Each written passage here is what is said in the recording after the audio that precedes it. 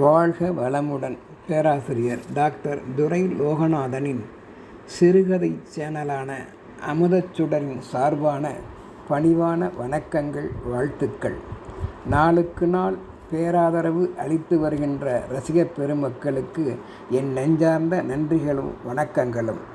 வாருங்கள், இன்றைய சிறுகதையாம் மனைவி மனைவியே என்னும் சிறுகதைக்குள் செல்வோம். மனைவி என்றால் என்ன? மனைவி, மனையை விளங்க வைக்க வந்தவள் என்றே பொருள்.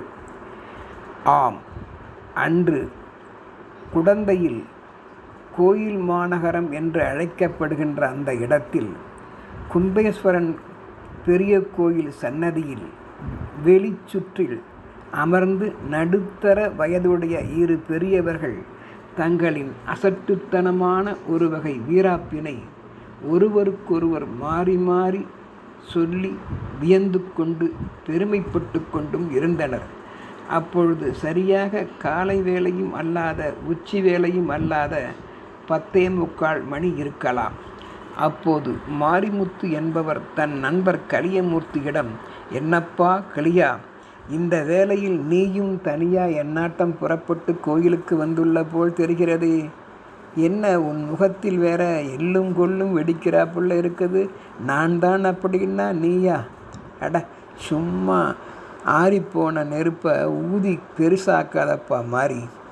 நினச்சா அவளை வீட்டில் போய் மீண்டும் மீண்டும் துவைத்து வறுத்து வறுத்து என் ஆத்திரம் தீர அவளை நுறுக்கலாம் போல இருக்கு என்றவரை, அடடா என்ன பொருத்தம் பார்த்தாயா நம் இருவருக்கும் கலியா, நம் இருவருக்கும் இன்று என்ன நேர்ந்தது, அப்படி அவர்கள்தான் என்ன செய்துவிட்டார்கள் என்று அலட்டிய மாரிமுத்துவை மாறி மாறி பார்த்த கலியமூர்த்தி, அப்படி புடிடா அருவாளன்னு சும்மாவா சொன்னாங்க, உனக்கென்னப்பா இன்றைக்கு கேடு வந்தது மாறி, நீ மிகவும் நல்லவனாயிற்றே, நீ கொஞ்சம் நிதானக்காரன் கூட, ஆனால் அப்படி இருக்க என்றிட, அதை ஏன்பா கலியா நீ வேற கேட்குற, நீயே புண்பட்டு கிடக்க போல இருக்கு, இப்போ நானும் என் மனைவி அலங்காரிக்கிட்ட சண்டை போட்டு வந்ததை சொல்றியா என்றிட, இருவரும் ஒருவருக்கொருவர் தங்கள் செய்த தவறுகளுக்கு வருத்தங்கள் கோபங்களை மறந்து ஒருவர் தோளில் ஒருவர் சாய்ந்து கொண்டு ஆண் ஆதிக்க திமிரினால் வந்த தங்களது சிரிப்பை அடக்க முடியாமல் ஒருவருக்கு ஒருவர் திணறி முறைத்து நின்றனர் என்றே சொல்ல வேண்டும். அட ரொம்ப இன்ட்ரெஸ்டாக இருக்குப்பா மாரிமுத்து, உன் கதையையும் விளக்கமாக கேட்டிட என்றிட, உடன் கலியமூர்த்தியோ, இருக்காதா பின்ன, அடுத்த வீட்டு கதைன்னா அல்வா சாப்பிட்ற மாதிரி இல்லை என்று நக்கல் செய்திட, கோபிக்காத கலியா, உன் நிலையும் என் நிலைதான் போல் உள்ளது என்றே கேட்டேன், வருந்தாதே என்றார் மாரிமுத்து. மேலும் மாரிமுத்துவோ தனது மனப்போக்கிற்கு ஏற்ப எதையும் அசால்ட்டாக ஏற்று நடத்தக்கூடியவர். கலியமூர்த்தியோ சற்று பிடிவாதக்காரர் என்றாலும் அடக்கமானவராய் இருப்பவர்தான். ஆனால் இன்று தேவையில்லாமல் சண்டையிட்டு கொண்டு வந்ததுதான் கேளிக்கையாக உள்ளது. அப்பொழுது அவர்கள், அடடா, இன்று தேவையில்லாமல் என் மனைவி நல்லுவிடம் கோபம் பட்டு வேறு அவளை அடித்துவிட்டு, ஆனால் சமையலுக்கு மட்டும் ஏற்ற காய்கறிகளை கூட அவளுக்கு வாங்கி கொடுக்காமல் கடுப்பாய் வெளியே வந்துவிட்டேனே என்று தனக்குள் தானே எண்ணிக்கொண்டார் கலியமூர்த்தி. அவ்வாறே தானும் நடந்து கொண்டதை மாரிமுத்துவும் கலியனிடம் தெரிவித்தார். உடனே மாரிமுத்துவோ, என் மனைவி அலங்காரிக்கு மட்டன் ஐட்டம் என்றால் மிகவும் பிடிக்கும், அதை வாங்கி கொண்டு போனால் உடனே மனம் மாறி எனக்கும் சேர்த்து சுவையாய் சமைப்பாள் என்று கலியமூர்த்தியிடம் கூற, ஆறுதலடைந்த கலியமூர்த்தி, ஆமாம் மாறி, சரியாக சொன்னாய், என் மனைவி நல்லுக்கு கூட ஆங்கில காய்கறிகள் என்றால் மிகவும் பிடிக்கும், அதை நானும் வாங்கிச் செல்கின்றேன், பாவம் அவள், வீணாக அவளை கோபம் காட்டி வறுத்து எடுத்து விட்டேன், இதனையெல்லாம் இப்பொழுது நினைக்கும்போது எண்ணி பார்த்தால் எனக்கும் மனம் பதைபதைக்கின்றது. வா, இவ்வாறு நான் அந்த ஆங்கில காய்கறிகளை வாங்கி கொண்டு வீட்டுக்கு சென்றால் அவளும் எனக்கும் சேர்த்து சுவையாக சமைப்பாள், இருவரும் கடைக்கு போய் வேண்டியதை வாங்கி கொண்டு விரைவாக நமது வீட்டிற்கு சென்று நமது செல்வங்களாம் மனைவிமார்களை சரி செய்யலாம் என்று ஆயத்தமாயினர். அப்போது அங்கே பக்கத்து வீடுகளில் உள்ள அலங்காரியும் நல்லுவும் இவர்களைப் போலவே தங்களது கோபங்கள் மற்றும் வருத்தங்களை ஒருவருக்கொருவர் ஜாடையாய் பரிமாறிக்கொண்டதோடு தங்கள் கணவர்களுக்கு மதியத்துக்கு வேண்டிய மோர், ரசம், குழம்பு மற்றும் வீட்டில் இருக்கும் ஓரளவு காய்கறிகளை கொண்டு சமைத்தும் முடித்து விட்டனர். அவர்கள் மீது இவர்கள் துளியும் வஞ்சனையில்லாமல் இருந்தனர் என்றே சொல்லலாம். என்னதான் பெண்கள் கோபம் வருத்தப்பட்டாலும் தங்கள் அன்றாட கடமைகளிலிருந்து பின்வாங்கவே மாட்டார்கள். நல்ல குடும்ப பெண்கள் தங்கள் கடமையாகவே அதை எண்ணியும் செய்பவர்கள் இன்றும் உண்டு. ஏனெனில் கல்லானாலும் கணவன், புல்லானாலும் புருஷன் அல்லவா என்ற உலக வழக்கப்படியே பெண்களும் ஆண்களும் தம் கண்களால் 1000 பேரை நாளும் கண்டு ரசிக்கலாம்.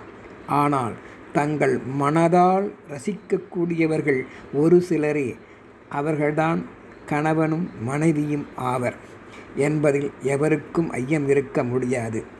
மேலும் ஆண்களில் சிலருக்கு தங்கள் பெண்களை சிலபோது சந்தர்ப்ப சூழ்நிலை சரியாக இல்லாத போது கடுமையாக வெறுக்கும் குணங்களும் உண்டு.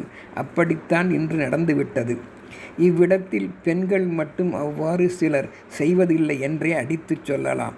இவ்விடத்தில் தங்களது ஆண்களை திருத்தி பக்குவப்படுத்துவதிலேயே நல்ல குடும்ப பாங்கில் வளர்ந்த பெண்கள் நினைப்பர் என்பதால் கோபத்தில் வருத்தத்தில் கத்திவிட்டு போகும் தங்கள் கணவன்மார்கள் பசி தாங்க மாட்டார்கள் என்று கருதி அவ்வாறு செய்யும் பெண்கள் அதனை புரிந்து கொண்டு அவர்களுக்கு ஏற்றபடி சமைத்தும் வைத்திருப்பர். அலங்காரியும் நல்லுவும் அப்படித்தான். அப்போது அச்சத்துடன் அவரவர்கள் வீட்டிற்கு வந்துற்ற மாரிமுத்துவும் கலியமூர்த்தியும் கையில் தாங்கள் வாங்கி வந்த பொருட்களை எல்லாம் கொண்டு நீட்டினர். அதை அவர்கள் அசால்ட்டாய் வாங்கி மரியாதைக்கு அந்த மேஜையின் மேல் பக்கத்தில் வைத்துவிட்டு கோபம் மற்றும் வருத்தப்பட்டு சென்றவர்கள் பசி ஆறிட மகிழ்ந்திட உணவு படைத்தனர் தங்கள் கணவன்மார்களுக்கு. ஆனால் சமையலில் அன்றோ கோவக்காய் பொரியலும் பாகற்காய் கசப்பு வறுவலும் காட்சியளித்தன. அவர்களை பதிலுக்கு பதில் பழி வாங்காமல் தங்களின் அன்றைய சமையல் பக்குவத்தால் தங்கள் கோபத்தையும் வருத்தத்தையும் கோவக்காய் பாகற்காய் வழியே வெளிப்படுத்தினர் என்பதை கணவன்மார்களும் புரிந்து கொண்டனர். உள்ளுக்குள் சிரித்தும் விட்டனர். மேலும் அதன் வழியே தங்களின் உள் உணர்வுகளின் வெளிப்பாட்டை தங்கள் மனைவியர்கள் சமையலின் வழியே வெளிப்படுத்துகின்றனர் என்றும் புரிந்து கொண்டனர். கோபத்தை கூட வெளிப்படுத்துகின்ற அழகு மனைவிமார்களுக்கு உள்ளதை எண்ணி பெருமைப்பட்டனர். முற்றிலும் எப்போதும் பழிவாங்கிட நினைக்காமல் செய்வதே நம் தூய மனைவிமார்களாம் பூமாதேவிகளாம் பெண்கள் பலர் இன்றும் இருப்பதால்தான் இந்த உலகமே நிலைத்திருக்கிறது, நடுங்காமல் இருக்கிறது என்று கூட சொல்லலாம். சில ஆண்கள் மட்டும் உடன் துணையிருக்கும் நம் மருத்துவர்களாம் மனைவிமார்களை எவ்வகையிலும் இப்படி புறக்கணிக்காமல் வாழ வேண்டும் என்பதே மனைவி என்று உணர்த்தும் இக்கதை ஆகும். மேலும் சில வேளைகளில் ஆண்களைப் போல சில மூர்க்க குணம் படைத்த முரட்டு பெண்களும் உள்ளனர் என்பதையும் மறக்கவே முடியாது. அவர்கள் யாவரும் தங்கள் கோபத்தை தங்கள் மௌன மெய்ப்பாட்டால் காட்டியே தீர்வர். தங்கள் கைப்பக்குவத்தால் அத்தகைய கணவன்மார்களை புத்தி புகட்டும் போது முரட்டு பெண்கள் சிலர் தங்கள் கைகளால் அவர்களை பிடித்து இழுத்து கொத்து புரோட்டா போடுபவர்களும் உண்டு. ஓடி பெஞ்சு கழியும் கணவன்மார்கள் அடியில் ஒளிந்து கொள்ளும் கணவன்மார்களும் உண்டு. ஆனால் சிலர் ஆண்களுக்கு மதிப்பு அளிக்க வேண்டும் என்ற சமுதாய மனத்தின் கட்டுப்பாட்டின்படி சில பெண்கள் தங்கள் சமையல் வேலையின் போது ஆண்கள் பார்வையில் படுமாறு தங்கள் கோபத்தை வெளிப்படுத்துவர். எப்படி தெரியுமா? அரிவாள் மனையை டக்கென்று எடுத்து வைப்பதும், அரிவாள் மனையை பார்த்துவிட்டு அவரை முறைப்பதும், அந்த அரிவாள் மனையில் காய்கறிகளை வைத்து தோல் சீவி காட்டுவதையும், அவ்வாறு செய்து விடுவேன் என்று உணர்த்துவதையும், அம்மியில் வைத்து வேகமாக பொருள்களை அரைத்து காட்டும் போது அவ்வாறு அரைத்து விடுவேன், கரைத்து விடுவேன் என்பதும், அன்று கோபதாபங்களால் புளி, காரம், உப்பு முதலியவற்றை சண்டை போடும் அந்த நாட்களில் சற்று தூக்கலாக போட்டு தங்களை அறியாமல் செய்து விடுவர் என்பதும் புரியாமல் இல்லை. தங்கள் எண்ணங்களை வெளிப்படுத்துகின்ற தன்மை இவ்வாறு அந்த பெண்களுக்கு இருக்கலாம். இதை மாரிமுத்துவும் கலியமூர்த்தியும் உணர்ந்திடாமல் இல்லை என்பதையும் இக்கதை வழி உணரலாம்.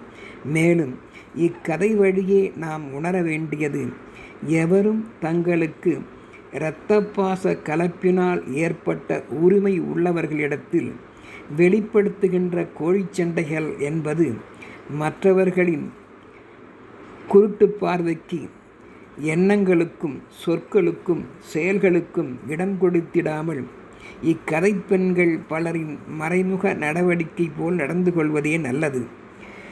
எனவே நம் உணர்வு காற்று என்பது நமது உயிர் மூச்சில் உண்டாயது உள்ளீடாயும், அதாவது என்ன, நம் உணர்வு காற்று என்பது நமது உயிர் மூச்சில் உள்ளீடாயும் அமைவதே சிறப்பு. அப்பாவி நற்குண பெண்களே, ஒன்றை மட்டும் வாழ்வில் மறவாதீர்கள். எங்கே நீ அதிகம் வாழ்வில் காயப்படுகின்றாயோ அங்கேதான் உன் வாழ்க்கையின் நீ கற்றுக்கொள்ள வேண்டிய பாடங்கள் தொடங்குகிறது என்பதை மட்டும் மறவாதீர்கள். சோதனையிலும் சாதனை படைக்கும் மனைவிமார்களே, வாழுங்கள், வாழுங்கள், வாழ்க வளமுடன்.